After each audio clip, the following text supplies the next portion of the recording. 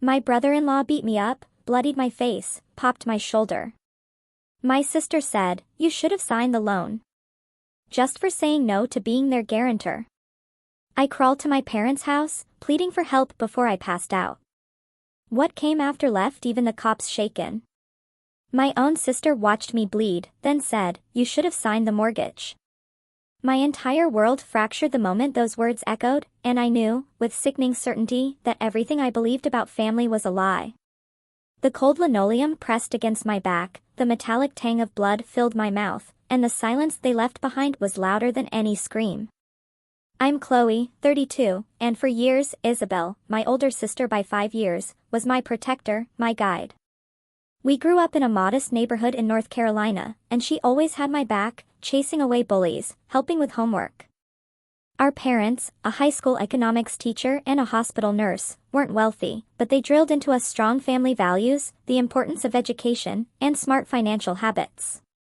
Always have 6 months of expenses saved, my dad, David, would say, helping us set up our first bank accounts. And never risk more than you can afford to lose. Those lessons sank deep. While Isabel was always a bit more carefree with money, we remained incredibly close. I admired her confidence, her ease in social settings. When she left for college, I cried for days, missing our late-night talks. For years later, I followed her path, working part-time to fund my scholarships. Unlike Isabel, who changed majors twice, I stuck with business administration, fascinated by management. After graduating, I landed an entry-level marketing job, steadily climbing to office manager by 29.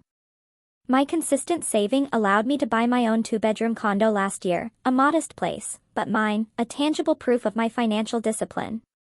Isabel took a different path, working various jobs, never quite finding her niche. 3 years ago, she met Daniel at a friend's barbecue. Their relationship moved fast, they were engaged in 6 months. I was her maid of honor, giving a heartfelt speech, genuinely welcoming Daniel.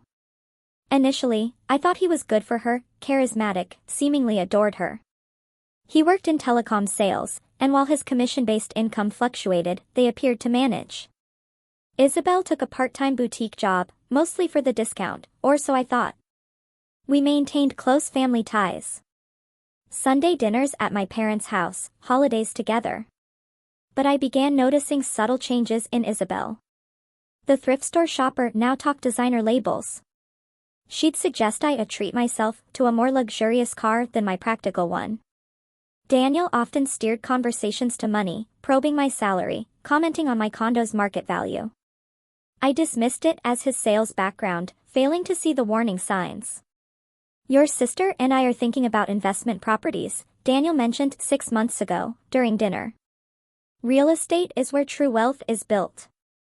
My parents nodded politely, exchanging glances. Later, David quietly reminded me, investment requires knowledge and caution. I hope Daniel knows what he's doing. Around that time, I'd started dating Liam, a police officer I met after a minor break-in at my office. He was kind, steady, and shared my practical approach to life. Daniel seemed oddly competitive, interrupting Liam at family gatherings, dismissing his career. Liam noticed but graciously avoided confrontation for my sake. Looking back, I see how Daniel was assessing my financial position, while crafting an image of prosperity his own finances couldn't support. Isabel was becoming entangled in his worldview, where possessions signified success and family connections were resources to be utilized.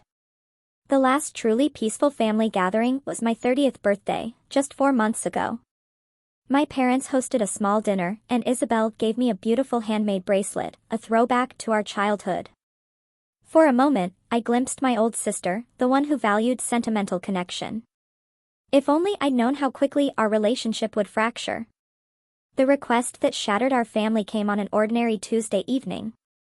Isabel called, bubbling with excitement, inviting me to dinner. "We have amazing news," she gushed. "And we want you to be the first to know." I arrived with wine, assuming they were expecting a baby. Their apartment was meticulously tidy, candles lit, a lavish meal prepared. Daniel was unusually attentive, pulling out my chair, keeping my glass full. "So, what's this big news?" I asked as Isabel served my favorite homemade tiramisu. Daniel and Isabel exchanged glances, then he pulled out his phone, showing me photos of a stunning two-story colonial with a wraparound porch and manicured lawn. We found our dream home, Isabel explained, her eyes shining. 4 bedrooms, a gourmet kitchen, an incredible soaking tub. Wow, that looks gorgeous, I replied sincerely. Are you seriously considering buying it? Not just considering, Daniel said with a broad smile. We put in an offer yesterday, and it was accepted this morning. I nearly choked. The house looked like it cost at least $500,000, far beyond what I knew they could afford. Daniel must have read my expression. I know what you're thinking, he said smoothly. But I'm in line for a major promotion next month. The regional director position is practically mine. This was the first I'd heard of any promotion. In fact, Daniel had changed companies twice in 3 years, each time describing it as strategic, but never quite achieving the success he predicted.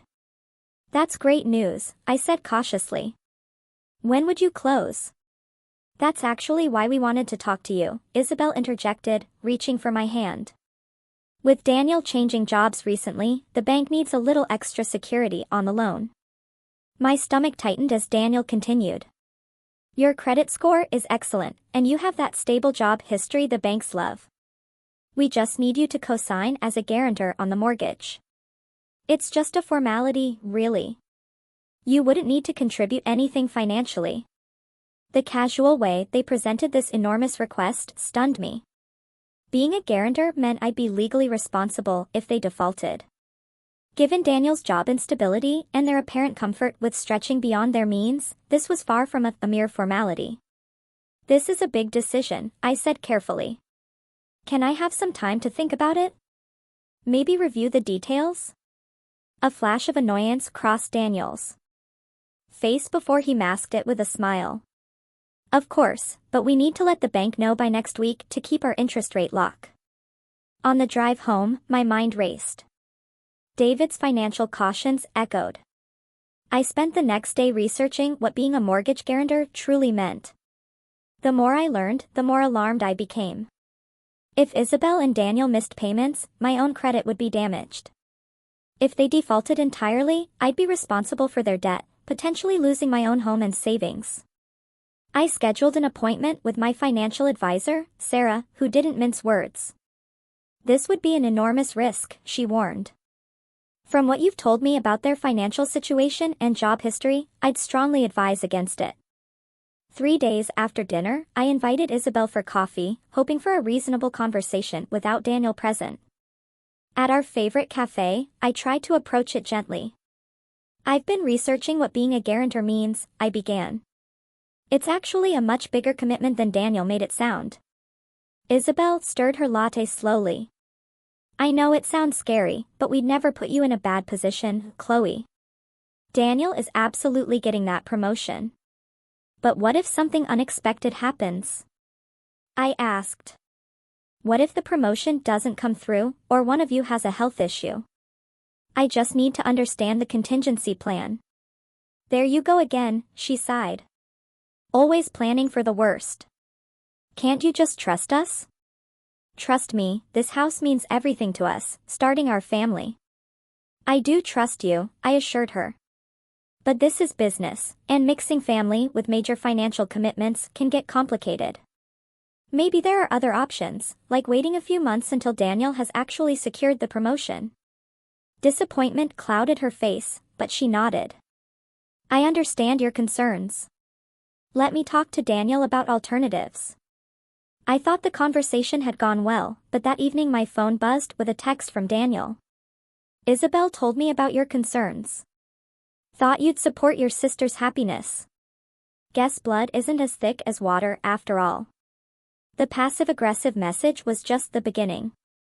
When we gathered at my parents' house that Sunday, Daniel was noticeably cold, offering only curt responses when I spoke. Isabel seemed caught in the middle, trying to maintain normal conversation while exchanging anxious glances with her husband.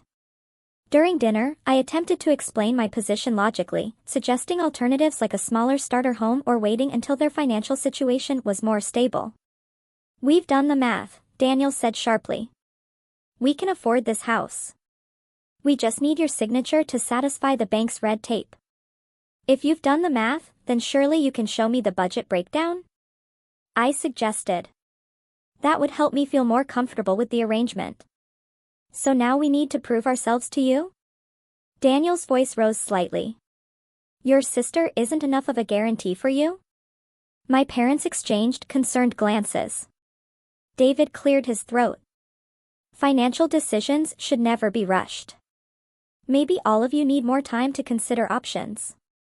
There's no time, Daniel snapped. The housing market is competitive, and this opportunity won't wait. As the evening ended, Isabel hugged me stiffly. I thought I could count on you, she whispered, and the hurt in her voice pierced me deeply. My mother, Maria, walked me to my car later. Be careful, Chloe, she advised. Your father and I have noticed Daniel can be intense about getting his way. Whatever you decide, make sure it's what you truly believe is right. That night, I called Liam and explained the situation. His concern was immediate. Chloe, this raises some red flags, he said. Financial entanglement is often the first step in controlling relationships. Just be careful, okay? And remember, saying no to something that makes you uncomfortable is not the same as saying no to your sister. His words strengthened my resolve. I needed to protect myself while trying to preserve my relationship with Isabel. Little did I know how impossible that balance would become. 2 weeks passed with an uncomfortable silence between Isabel and me. I tried reaching out several times, but received only brief, non-committal responses. Then, on a Tuesday morning, my phone rang while I was preparing for a staff meeting. Chloe, it's me. Isabel's voice sounded strained. The bank needs an answer by Friday. Daniel and I have been patient, but we need to know if you are going to help us or not. I've given this a lot of thought, I began carefully, and I just don't think I can take on that level of financial risk right now. Risk? What risk? Her tone sharpened. This isn't about risk, Chloe. This is about family loyalty. Remember when I loaned you $300 for your car repair in college? I didn't ask questions or worry about risk. The comparison between a small, short-term loan and a 30-year mortgage guarantee was so absurd that I was momentarily speechless. Before I could formulate a response, Isabel continued. Maria and David are disappointed, too. They raised us to support each other. This surprised me. Have they said that to you directly? They didn't have to. It's obvious how family is supposed to work, she retorted. Daniel says your boyfriend is probably poisoning you against us. Liam has never liked Daniel.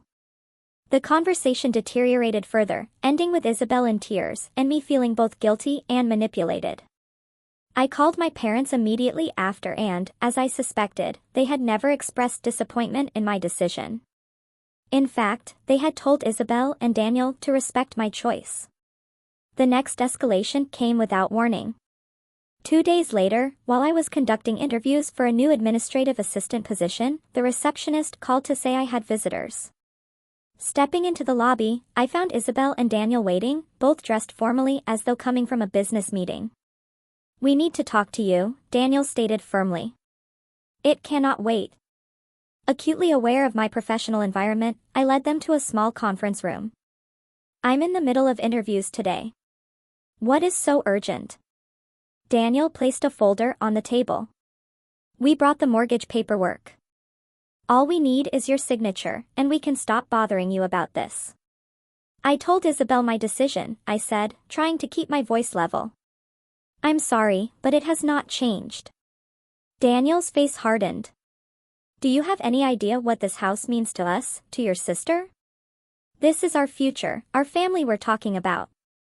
I understand that, but there are other houses, other options that wouldn't require a guarantor. We don't want other options. His voice rose enough that I glanced anxiously at the door, hoping my colleagues couldn't hear. This is the house we want, the neighborhood we need to be in for our future kids. Are you really going to deny your future nieces and nephews a safe place to grow up? The emotional manipulation was blatant now. Isabel sat silently, letting Daniel lead the attack. When she finally spoke, her words shocked me. If you cannot do this one thing for me, Chloe, then maybe we need to reevaluate our relationship. Sisters are supposed to be there for each other no matter what. I felt physically ill. Isabel, this is not about not wanting to help you. This is about making a sound financial decision that protects all of us. Protects you, you mean? Daniel sneered. Always looking out for yourself first, right? When they finally left, I was shaking. I called Liam during my lunch break and described the ambush. This is getting out of hand, he said, concern evident in his voice. They're using emotional blackmail to pressure you into a legally binding financial commitment. Have you considered talking to a lawyer about this? A lawyer? They're family, not criminals, I protested. Chloe, financial coercion is a real thing, and Daniel's behavior is raising serious concerns. Just be careful, okay, and maybe document these interactions going forward. That weekend, my parents invited everyone for dinner, hoping to diffuse tensions. The atmosphere was strained from the moment Isabel and Daniel arrived. Maria tried valiantly to maintain normal conversation. During dessert, Isabel deliberately brought up the house. We might lose our dream home because some people don't understand family commitment, she announced, staring pointedly at me. David frowned. Isabel, we agreed not to discuss this tonight. Why not? It's all that matters right now, she insisted. Chloe is being selfish and everyone is tiptoeing around it. Financial decisions are personal, Maria interjected gently. Your sister has the right to make her own choices about legal commitments. So, you're taking her side, too? Isabel's voice cracked. There are no sides here, David said firmly. Just different perspectives on a business decision. Daniel put his arm around Isabel. Come on, babe. It's clear where everyone stands. Your sister has her precious financial security, and we lose our future. But hey, at least she doesn't have to risk anything for family. The evening ended on that bitter note with Isabel and Daniel leaving abruptly. As they drove away, Maria squeezed my hand. Stay strong, sweetheart. This isn't really about the house. There's something else going on with them. Her intuition proved correct. The following week, I began receiving strange calls about credit checks I hadn't authorized. My bank contacted me about unusual activity on my accounts. Someone had been attempting to access my financial information, making me wonder if Daniel was trying to gather leverage. My anxiety built to the point where I was having trouble sleeping. Liam noticed the toll it was taking and suggested I take additional security measures, including changing all my passwords and setting up fraud alerts. This isn't normal family disagreement anymore, he warned. Daniel is showing signs of financial desperation, which can be dangerous. Seeking clarity, I scheduled another appointment with Sarah, my financial advisor. Sarah had access to industry databases and, with my permission, conducted a deeper investigation. Chloe, there are some serious red flags here, she said gravely during our meeting. Daniel has significant undisclosed debt. There are multiple maxed-out credit cards, a personal loan and collections, and a previous mortgage default from before his marriage to your sister. If you were to become their guarantor, you would be taking on far more risk than you realize. This information stunned me. Did Isabel know about Daniel's financial history? Was this why they were so desperate for my guarantee? Either my sister was being deceived by her husband, or she was complicit in hiding this information from me. Armed with this knowledge, I made the final decision to refuse the guarantor request. I spent an evening preparing an information packet for Isabel and Daniel, including alternative financing options, listings for more affordable homes in nice neighborhoods, and resources for first-time home buyer programs that might work for their situation. I truly believed that by offering solutions rather than just rejection, I could preserve my relationship with my sister while protecting myself financially. It was an approach born of hope and familial love, but it severely underestimated the desperation driving Daniel's behavior and the extent to which Isabel had surrendered her independent judgment to her husband. It was a quiet Thursday evening when everything exploded. I had just finished preparing the information packet, organizing it in a professional folder with tab sections and highlighted options.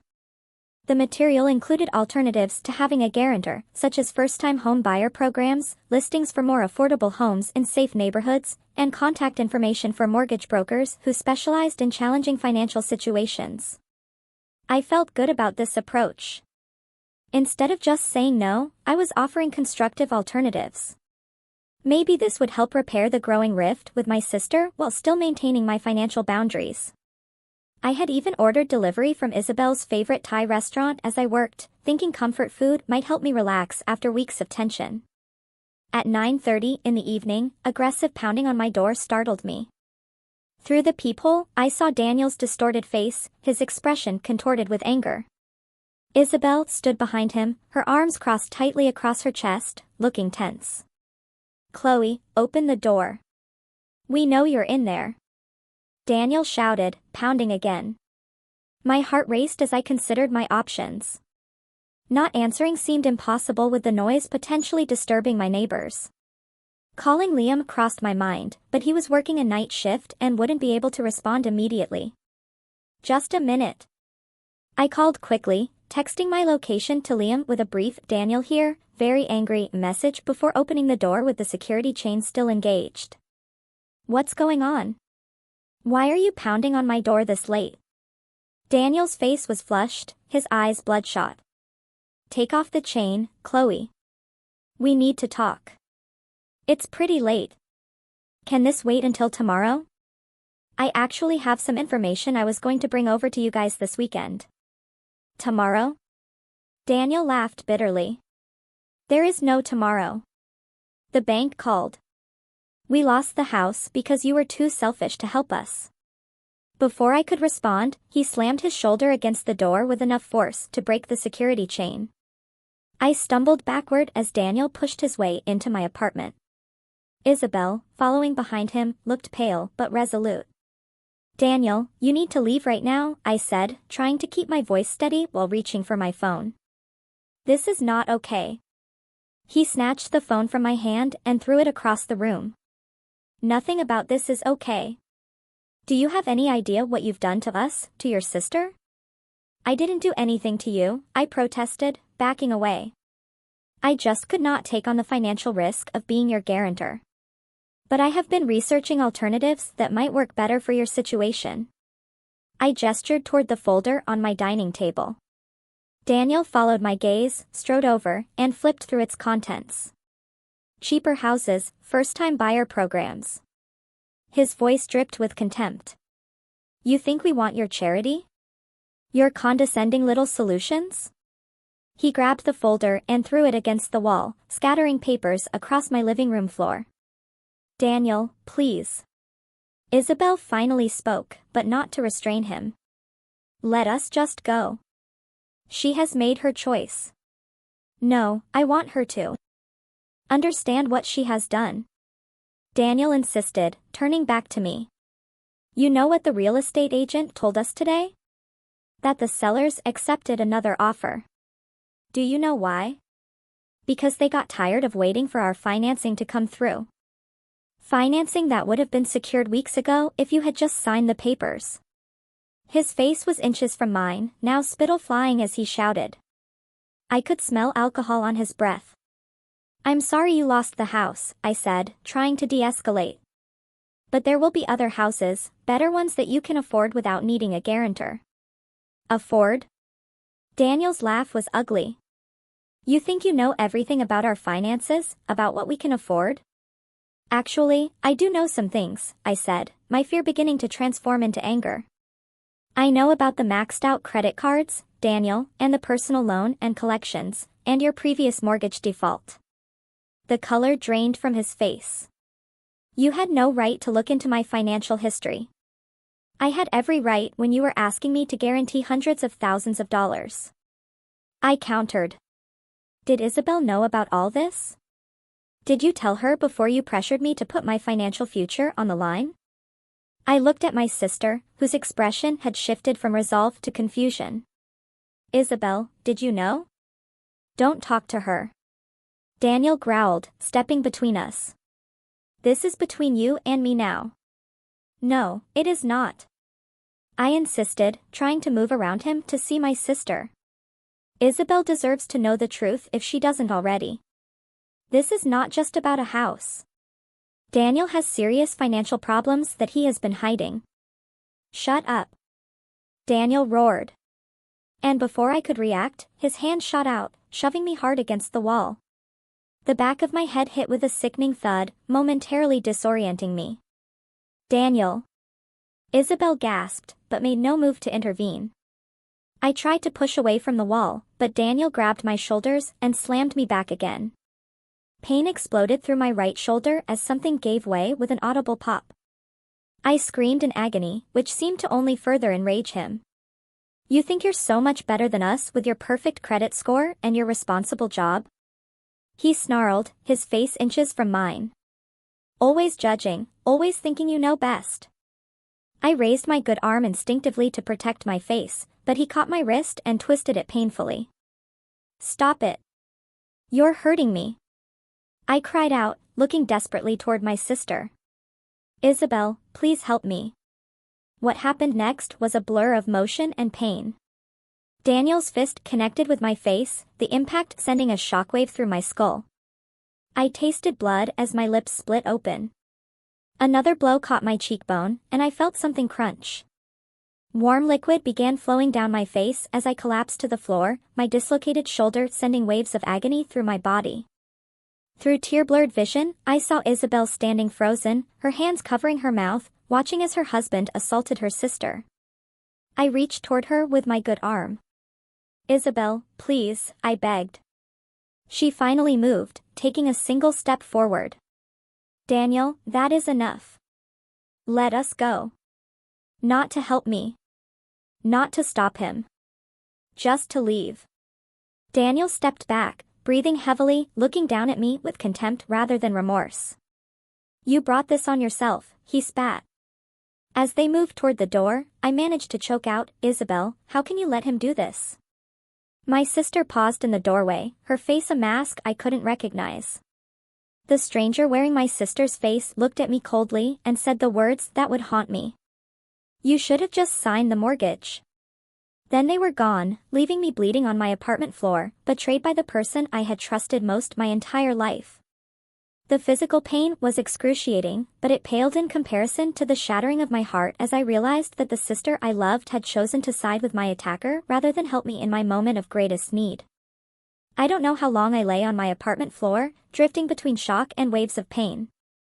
Blood from my face had formed a small puddle beside me, and every slight movement sent lightning bolts of agony through my dislocated shoulder. My phone lay shattered where Daniel had thrown it, useless for calling help. Eventually, survival instinct overrode the pain. I needed medical attention. Using only my left arm, I managed to drag myself to a sitting position against the wall, fighting waves of dizziness and nausea. The apartment swam in and out of focus as I assessed my options. My neighbors were mostly young professionals who kept to themselves. Screaming for help might work, but I wasn't sure I could make enough noise. My landline had been disconnected months ago as I exclusively used my cell phone. The only viable option was to somehow get to my car and drive to my parents' house, about 15 minutes away. Each movement was an exercise in agony as I crawled to where my purse had fallen during the attack. Finding my keys brought tears of relief. Getting to my feet nearly caused me to black out, and I had to lean against the wall for several minutes, breathing through clenched teeth until the spinning room stabilized. The journey from my second-floor apartment to the parking lot was a nightmare of pain and determination. I could only use the railing with my left hand, which meant descending sideways, one agonizing step at a time. Twice I nearly fell when my knees buckled. By the time I reached my car, my blouse was soaked with blood and sweat. Driving one-handed with a dislocated shoulder and possible concussion was dangerous, but I saw no alternative. I drove slowly, focusing intently on the road through my one eye that wasn't swelling shut. Each traffic light felt like an eternity. Every bump in the road sent fresh waves of pain through my body. I kept talking aloud to stay conscious. Almost there. Just a few more blocks. Stay awake. Keep driving.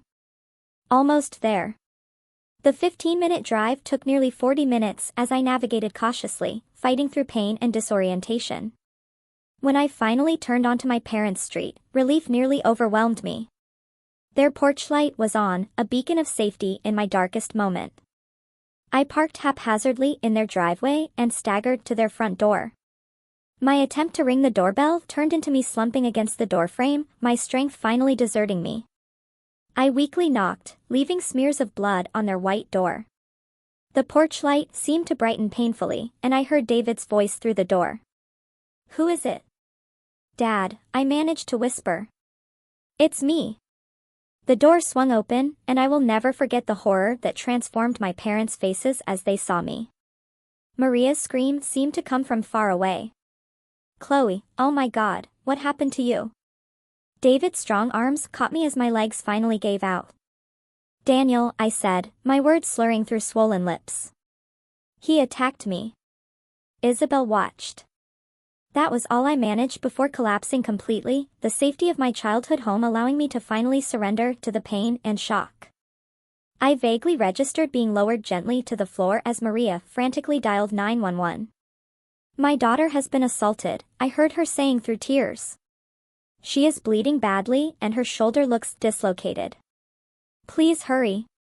David's voice was tight with rage and fear as he knelt beside me, carefully cradling my head. "Who did this, Chloe? Did you say Daniel did this to you?" I tried to nod, which sent fresh pain shooting through my skull. "Mortgage," I mumbled, because I wouldn't sign. "Dear God," Maria sobbed, joining us on the floor. Her face is barely recognizable. The wait for the ambulance felt eternal. Maria held a cold compress to my face while David kept talking, trying to keep me conscious. The flashing lights of the emergency vehicles finally illuminated the room in pulses of red and blue. 2 police officers arrived with the paramedics. As the medical team began assessing my injuries, one officer knelt beside me. "Ma'am, can you tell me who did this to you?" His voice was gentle but professional. "Daniel Walsh," I whispered. "My sister's husband." "And where did this happen?" "My apartment, about an hour ago." The officer's face hardened as he took in the extent of my injuries. "And you drove yourself here in this condition?" I managed a slight nod. "Jesus," he muttered before catching himself. "I mean, that shows incredible strength, ma'am. We will need a formal statement, but let us get you medical attention first." As the paramedics transferred me to a gurney, I heard the officer speaking quietly to his partner.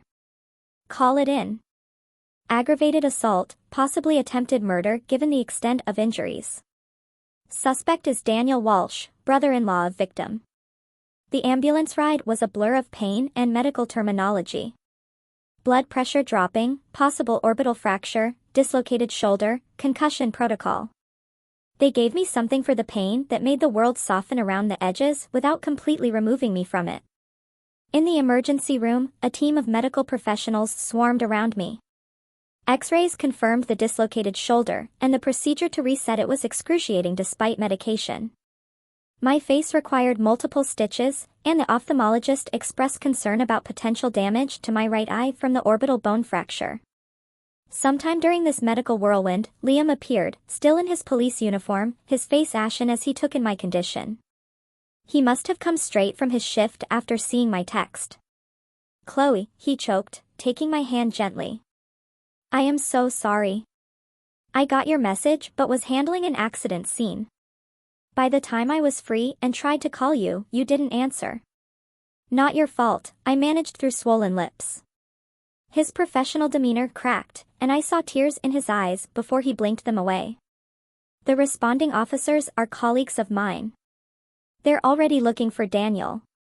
Do you want me to step out while you give your statement, or would you like me to stay?" "Stay?" I whispered. "Please stay." The detective who took my initial statement was compassionate but thorough, recording every detail of the attack. When I described Isabel's response and her parting words, his pen paused momentarily over his notepad. "Your sister witnessed the entire assault and did nothing to intervene or call for help?" "Yes," I confirmed, the betrayal still fresh and raw. "She watched, then left with him." My parents arrived at the hospital after giving their own statements about my condition when I reached their home. David's face was tight with controlled fury. Maria streamed with tears. They spoke with the doctors, arranged for my overnight admission for observation due to the concussion, and assured me they would handle everything. As the pain medication finally pulled me towards sleep, I heard Liam speaking quietly with my parents in the hospital room. "This goes beyond domestic dispute," he was saying. "The level of violence, the premeditation in going to her apartment, breaking in, essentially, we're looking at serious felony charges." "And Isabel?" Maria asked, her voice breaking. "Our own daughter watched this happen and did nothing?"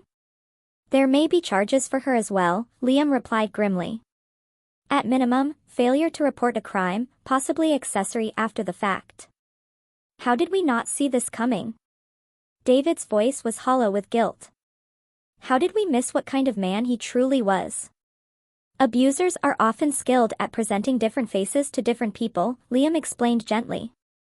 "And financial desperation can trigger violence in people with underlying control issues." Their voices faded as I drifted into a medicated sleep, my last conscious thought being wonder at how completely my life had shattered in a single evening, and how the sister I had loved my entire life had become a stranger watching me bleed without lifting a finger to help. The morning after the assault brought harsh fluorescent lights, the sterile smell of hospital disinfectant, and the full reality of what had happened. My parents were already there when I awoke, Maria dozing in the visitor's chair while David stood at the window, staring out with the rigid posture of a man containing volcanic rage.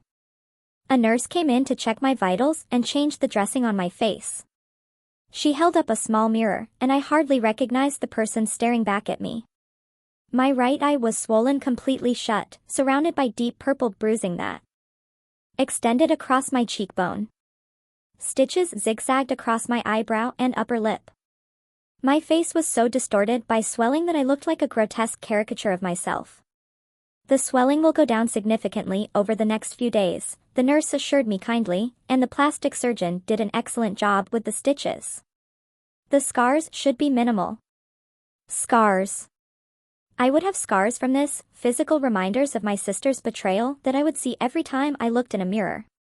The thought brought fresh tears, which stung the cuts on my face.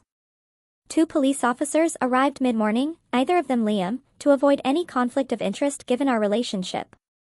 One introduced herself as Detective Rivera, a member of the Domestic Violence Unit.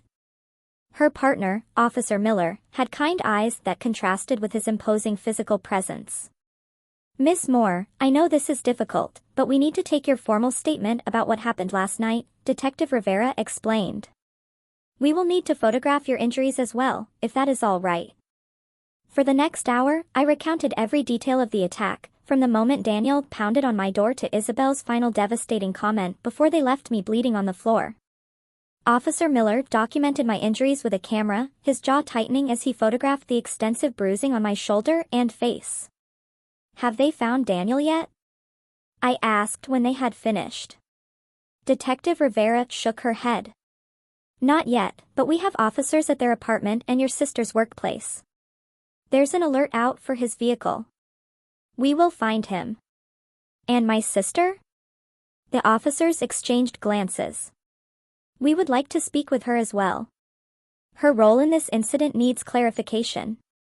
After they left, David finally spoke. "The locksmith is changing your apartment locks today. You will stay with us when you are released until we figure out something more permanent." "Dad, I can't impose on you and Maria like that." "This is not a discussion, Chloe," he said firmly. "That man knows where you live. Until he is in custody, you are not staying alone." His protectiveness nearly broke me. Where was this protection when I was being harmed? Why had Isabel not shown even a fraction of this concern? The next few days passed in a blur of medical evaluations, pain management, and official paperwork. I was released from the hospital with my arm in a sling, prescriptions for pain medication and antibiotics, and instructions for concussion recovery. The prosecutor's office contacted me about pressing charges, making it clear that, given the severity of the assault, they would proceed regardless of whether I wanted to or not. "This level of violence cannot go unanswered," the assistant district attorney explained during her hospital visit. The state has an interest in prosecuting violent offenders, regardless of family connections. On my third day home at my parents' house, the police finally apprehended Daniel at a motel 30 miles outside of town. Isabel was with him. The news brought conflicting emotions, relief that he was in custody, but fresh pain at the confirmation that my sister had chosen to flee with my attacker rather than check if I was even alive. The preliminary hearing was scheduled for the following week. In the meantime, I filed for a restraining order against both Daniel and, with tremendous heartache, Isabel. The court granted it immediately based on the police report and medical documentation. My colleagues at work were incredibly supportive, arranging for me to work remotely during my recovery. Friends I hadn't spoken to in months rallied around me, dropping off meals and offering rides to medical appointments. Liam spent every free moment by my side. His steady presence was a balm to my shattered sense of security. The night before the preliminary hearing, Maria received a call from Isabel. She put it on speakerphone so David and I could hear. "Mom, this has all gone too far." Isabel's voice sounded thin and desperate. "Daniel made a mistake, but Chloe is blowing this out of proportion. She needs to drop these charges." David made a strangled sound of disbelief. Maria's voice was ice cold when she responded. "A mistake? Your husband broke into your sister's home and brutally assaulted her so severely she needed to be hospitalized. She drove herself to our house with a concussion and dislocated shoulder because you left her bleeding on the floor. You don't understand." Isabel pleaded. "Daniel has lost his job over this. We could lose everything. And Chloe could have lost her life." David erupted. "Have you seen what he did to her face, to her body? Your sister may have permanent damage to her eye socket." "I know it looks bad," Isabel admitted. "But if she drops the charges, Daniel will get anger management counseling." "Isabel, listen to me carefully. Your husband committed a serious crime. He belongs in jail. If you continue to support him after what he did, you are no daughter of mine." The silence that followed was deafening. When Isabel finally spoke, her voice was cold. "I see who you have chosen. Don't expect to hear from us again unless Chloe comes to her senses." The line went dead, leaving us sitting in stunned silence. Maria's hands shook as she placed the phone down. David wrapped his arm around her shoulders as she began to sob. "How did we raise a daughter who could be so cruel?" she whispered. "Where did we go wrong with her?" "This is not your fault," I said, reaching for her hand across the table. "Daniel has been manipulating her for years. We just didn't see it clearly until now." The preliminary hearing the next day was my first time seeing Daniel and Isabel since the attack. Entering the courtroom with Liam and my parents flanking me protectively, I felt physically ill at the sight of them. Daniel sat beside his attorney in a suit that seemed deliberately too large, perhaps to make him appear smaller and less threatening. Isabel sat directly behind him, her face a mask of resentment. When the bailiff read the charges, the gravity of the situation seemed to finally register on Daniel's face: aggravated assault, breaking and entering, criminal threatening, and attempted coercion. His attorney entered a not guilty plea, requesting bail despite the prosecutor's argument that Daniel posed a flight risk and danger to the community. The judge set bail at $100,000 with strict conditions, including GPS monitoring and explicit orders to have no contact with me or my family. As Daniel was led away to process the bail requirements, Isabel caught my eye across the courtroom. There was no remorse in her gaze, only cold accusation, as though I were the one who had destroyed the family. Outside the courthouse, reporters had gathered, alerted to the case by police records. David shielded me from their cameras while Liam helped me into the car. The local news that evening featured my bruised face as evidence of the violence that had erupted over what they called a family financial dispute. Over the following weeks, as my physical injuries began to heal, the emotional trauma intensified. I started seeing a therapist who specialized in both physical trauma and family betrayal. She diagnosed me with post-traumatic stress disorder, explaining that the betrayal by my sister had compounded the trauma of the physical attack. When someone we trust implicitly harms us or allows harm to come to us, she explained, it damages our fundamental ability to feel safe in the world. The recovery process involves not just healing from the event itself, but rebuilding your sense of safety and trust.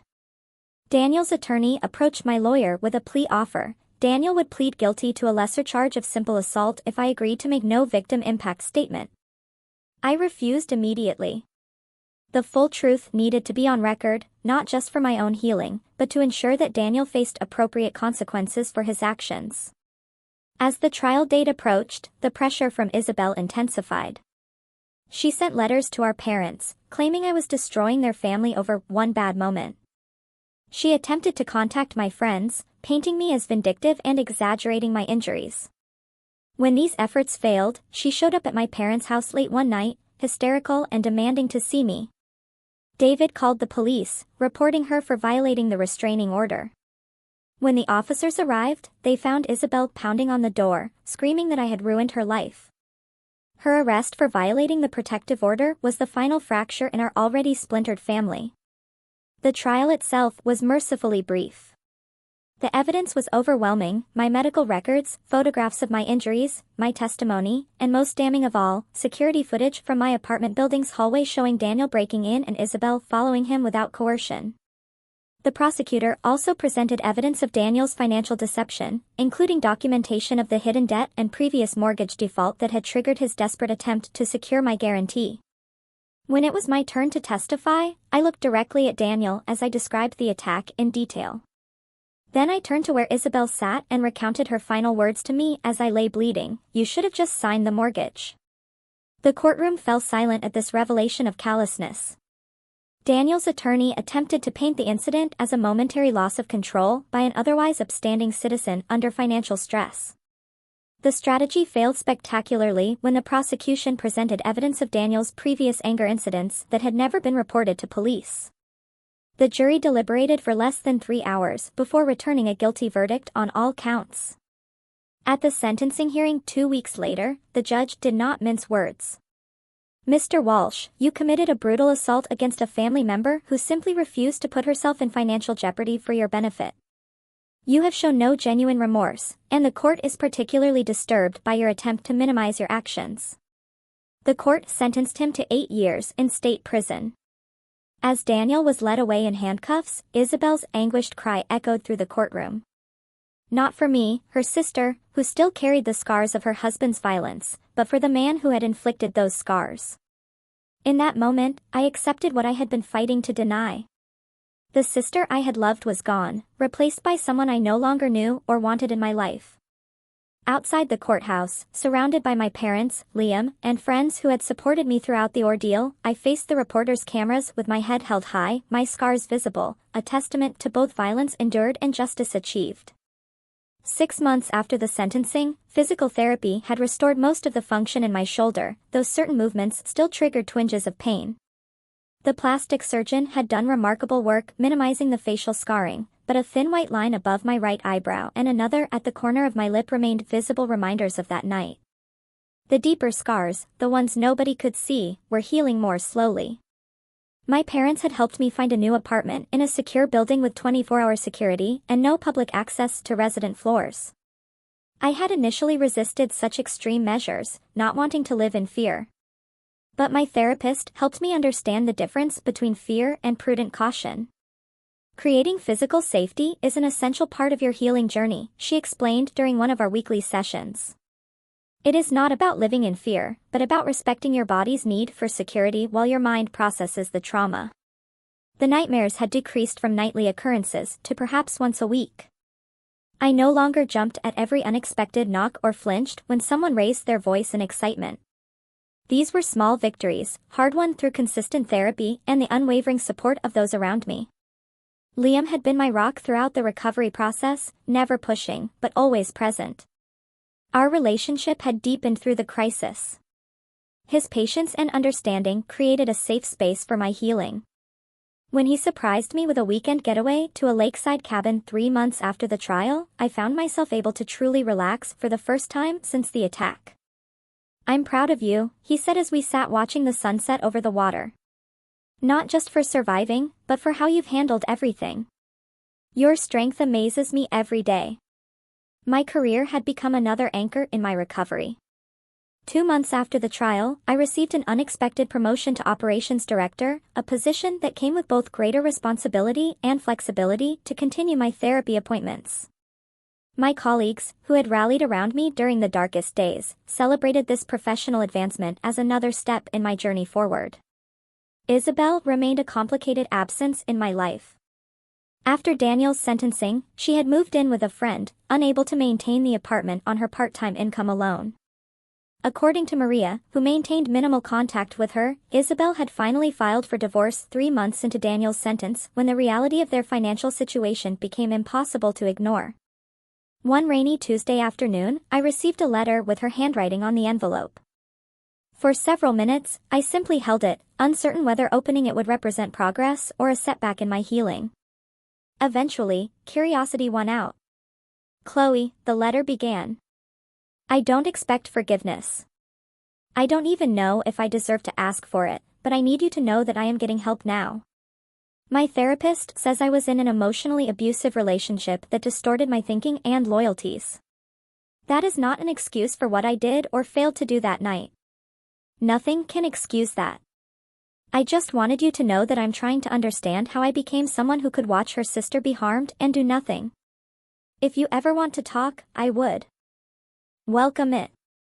If not, I understand. Either way, I am sorry, Isabel." The letter stirred complicated emotions. Part of me wanted to dismiss it as too little, too late. Another part recognized the courage it took to acknowledge such a profound moral failure. I showed it to my therapist during our next session. "How does this letter make you feel?" she asked after reading it. "Confused," I admitted. Part of me wants to believe she's genuinely sorry, that the sister I grew up with is still in there somewhere. But I also don't know if I can ever trust her again, or if I even want to try. "Reconciliation is not an obligation," she reminded me. "It is a choice, and one that should be made based on what supports your healing, not on family expectations or guilt. Whatever you decide, it should be on your timeline, not hers." I decided not to respond immediately, giving myself permission to sit with the complexity of my feelings without forcing a resolution. This was one of many new boundaries I was learning to establish in my life. My parents had their own healing journey. The fracture in their family had left them questioning their parenting, their values, even their understanding of their own children. They had started attending a support group for parents of adult children in crisis, finding solace and shared experiences. "We always thought family meant supporting each other no matter what," David reflected during a quiet dinner at their house. "Now we understand that true support sometimes means holding people accountable, even when it hurts." Maria reached across the table to squeeze my hand. "We will always regret not seeing the warning signs with Daniel, but we are so proud of how you've handled this, Chloe. You showed us what real strength looks like." As my confidence rebuilt, I found myself drawn to sharing what I had learned.